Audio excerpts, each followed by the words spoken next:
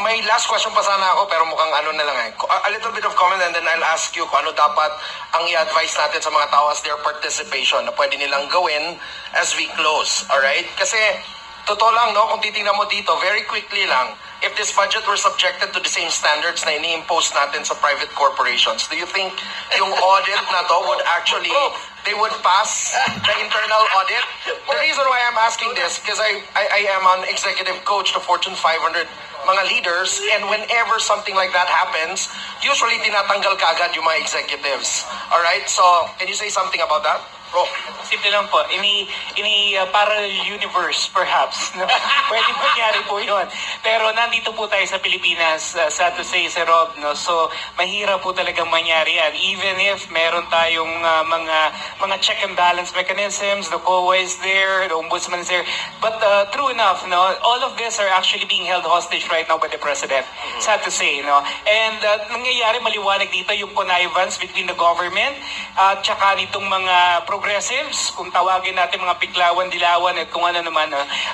Basically, talagang they're trying to gang up together. They're trying to group themselves together against the most formidable candidate for 2028, none other than VP Sara Duterte. So maliwanag yung agenda. Maliwanag pa sa sikat ng araw kung ano po yung ginagawa nila ngayon. Kaya nga sabi ko kanina, no, the idea right now of the entire government machinery is really geared towards, number one, trying to ensure that corruption will still continue so that they will be able to finance and pay lahat po ng nasa gobyerno para po maisulong nila yung agenda nila, hindi lang para sa 2026, no, for the impeachment, but more importantly for 2028, no, because let's face it, ilang buwan na lang naman technically si Marcos, no, he will be there for like 18 months at the most, no, so magdo-double time po talaga yan, no, he will be working double time with his allies, with his cohorts, para talaga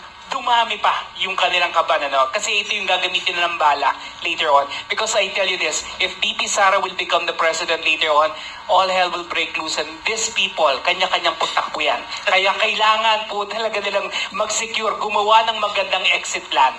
So, and I think right now, they're already laying down the foundations for that. Okay? Okay.